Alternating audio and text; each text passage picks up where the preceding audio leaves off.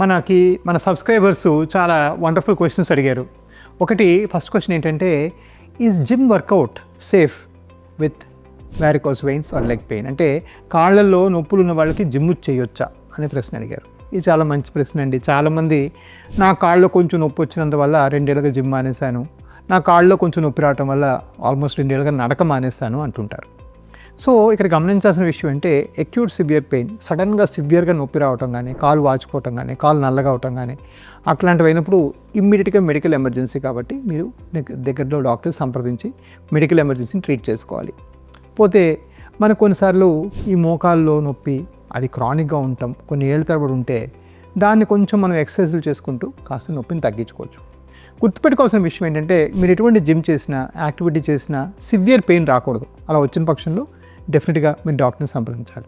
కొంచెం muscle soreness అంటే కాస్త మసిల్స్ నొప్పి వేయటం, లేదా కాస్త ఈవినింగ్ అయితే కొంచెం కాళ్ళంతా పీకినట్టు అనిపించడం, అది సహజం. మీరు జిమ్కి వెళ్తే మొదట్లో ఉంటుంది, మీకేమో ఆ మసిల్స్ ట్రైన్ అయిపోయి కొంచెం బాగా ట్రైనింగ్ అయిపోయిన తర్వాత అది కూడా ఉండదు.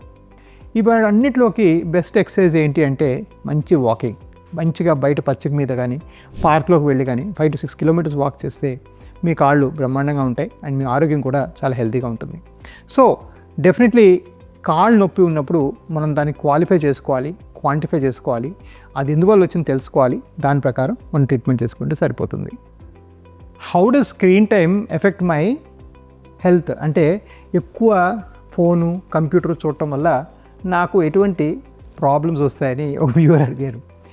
ఈ ప్రాబ్లం అండి మా ఇంట్లో పిల్లలు కూడా చెప్పలేక, మా ఇంటి పక్కన నేబర్స్ కూడా చెప్పలేక నేను చాలా కష్టపడుతున్నాను. మొన్నెవరో మా అపార్ట్మెంట్లో ఆవిడ ఫోన్ చూసుకుంటూ పారాపెట్ని గుద్దేసి కూడా పడిపోయింది. ఒక ఆవిడ చూసుకోలేదు. ఆవిడ అసలు అంత మనం ఫోన్లో నిమగ్నం అయిపోతున్నాం.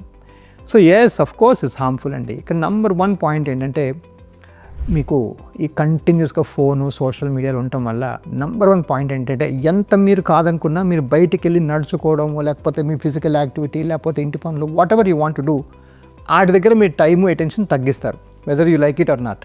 ఓకే, ఫర్ ఎగ్జాంపుల్ ఇంట్లో ఏముంది, ఒక ఇన్స్టామార్ట్లో వస్తువు తెప్పించుకోవడానికి మీరు బయటికి బజార్లోకి వెళ్ళి వస్తువు కొనుక్కోవడానికి బజార్లోకి వెళ్తే 10 అడుగులు వేసేవాళ్ళ, కొంచెమైనా ఎక్సర్సైజ్ అయ్యేదా? అది మానసంగా మనం. సో ఇలాగా చాలా దుష్ప్రభావాలు ఉన్నాయి ఆ లెవెల్లో. బట్ నేను ఇంకా మోర్ ఇంపార్టెంట్గా చెప్పదలుచుకుంది అంటే సైకలాజికల్ సైడ్ ఎఫెక్ట్స్ అనమాట.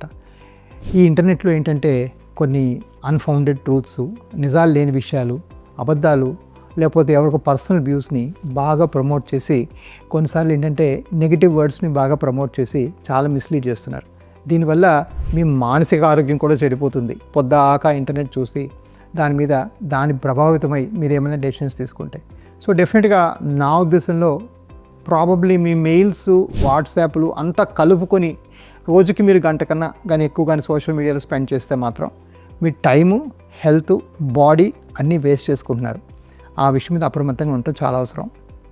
నెక్స్ట్ క్వశ్చన్, ఈ stress really effecting blood pressure and circulation? అంటే స్ట్రెస్ వల్ల బీపీ, సర్క్యులేషన్ మారుతుందా?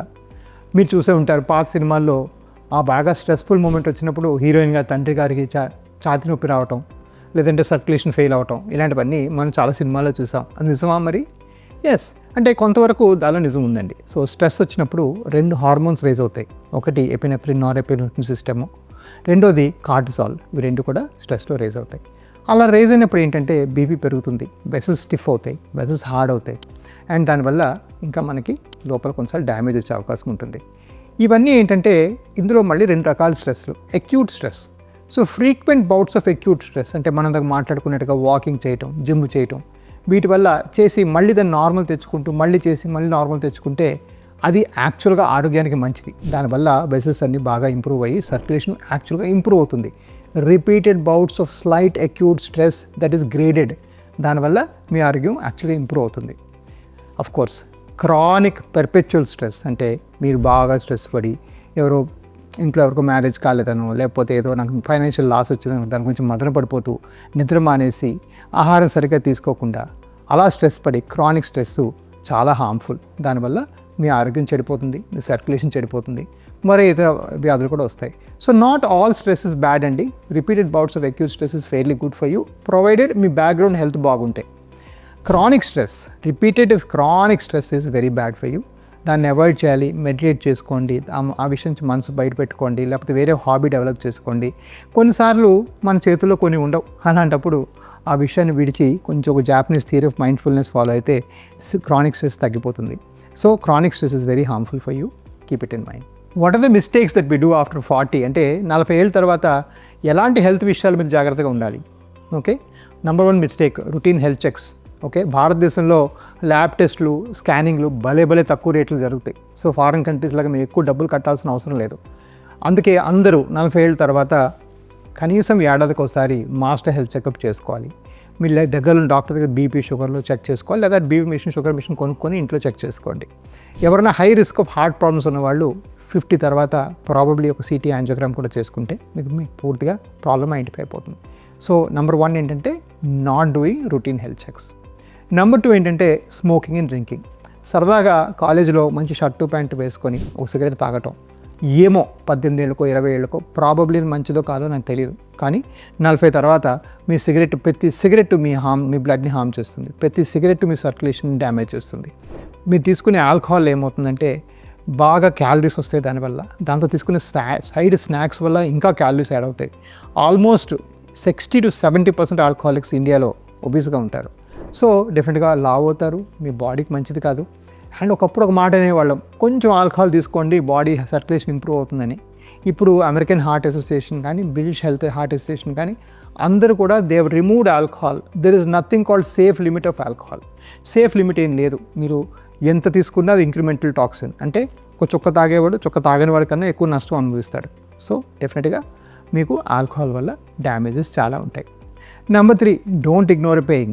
మీరు ఎక్కడైనా పెయిన్ వచ్చినప్పుడు ఇగ్నోర్ చేయకండి. ఎస్పెషలీ ఛాతీ భాగంలో ఏదైనా నొప్పి వస్తుంది, గ్యాస్ ప్రాబ్లమే కదా. గ్యాస్ ప్రాబ్లమ్ సడన్గా 50 ఏళ్ళకి రాదు. గ్యాస్ ప్రాబ్లమ్ చిన్నప్పటి నుంచి ఉండాలి మీకు. అలా 50 ఏళ్ళకి వచ్చిందంటే ఫస్ట్ మీరు ఎండోస్కోపీను, మీరు ఈసీజీ తీసుకొని ప్రాబ్లం ఏంటో కనుక్కోవాలి. అదేవిధంగా మీరు ఎటువంటి కాళ్ళ నొప్పులు, సర్క్యులేషన్ పెయిన్స్ ఎలాంటివి వచ్చినా కూడా తొందరగా మీ డాక్టర్ దగ్గర అటెన్షన్ తీసుకోవాలి. సో ఇది మెయిన్గా మనం ఫాలో అవ్వాల్సిన రూల్స్ ఆఫ్టర్ 40 years అన్నమాట.